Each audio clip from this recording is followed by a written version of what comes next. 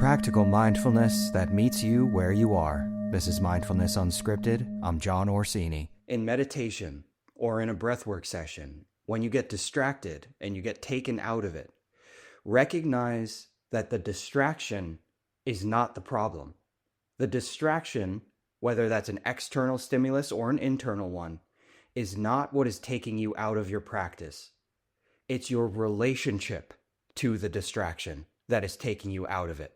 Change your relationship and change what that distraction means, whether it takes you out or whether it brings you deeper in. So let me give you a perfect example. In my Somatic Breathwork session just last night in Boston, I had this wonderful person. It was full of wonderful people, and this really wonderful person in the share afterwards said when they started the breathing initially, they felt a lot of agitation from their breath, from the practice. They felt a lot of agitation, and they were getting, quote unquote, taken out of it. But they stayed with the breath.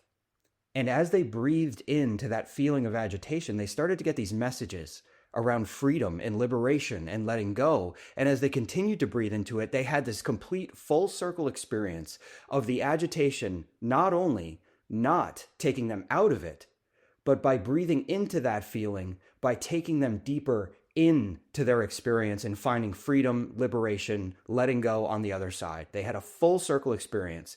The Stoics have a saying that the obstacle becomes the way.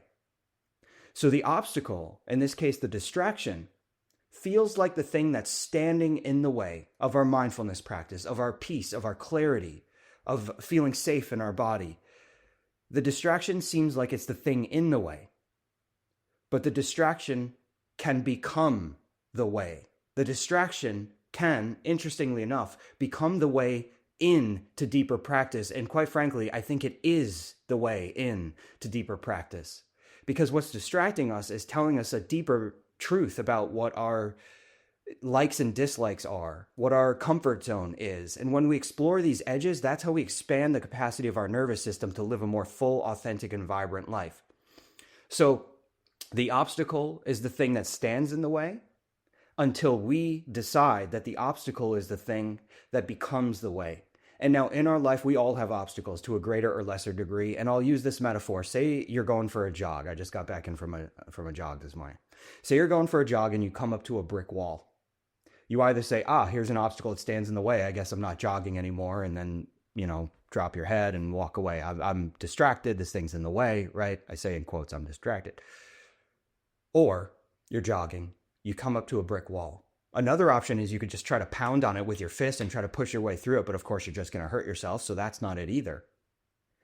So third option, you come to that brick wall, you notice that an obstacle is in the way, and you decide, I'm going to become the best fucking brick wall climber that the world has ever known.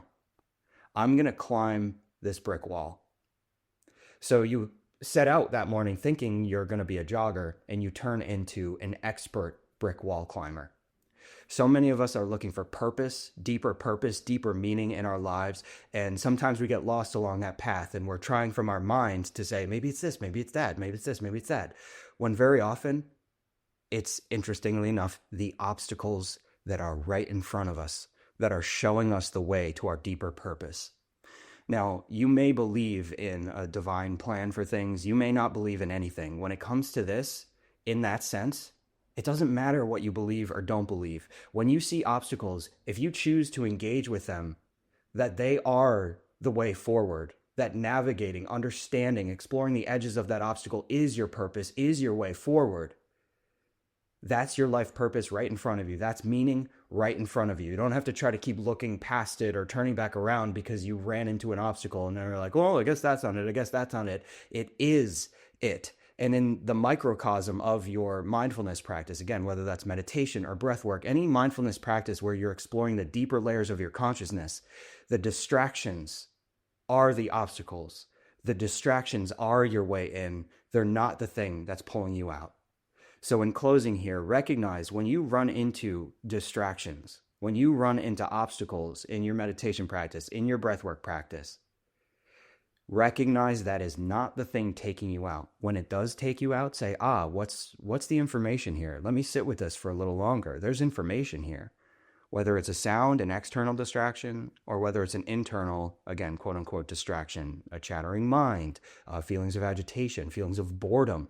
All of these are messages, and they are our way into deeper self-understanding, to deeper connection to ourself and others.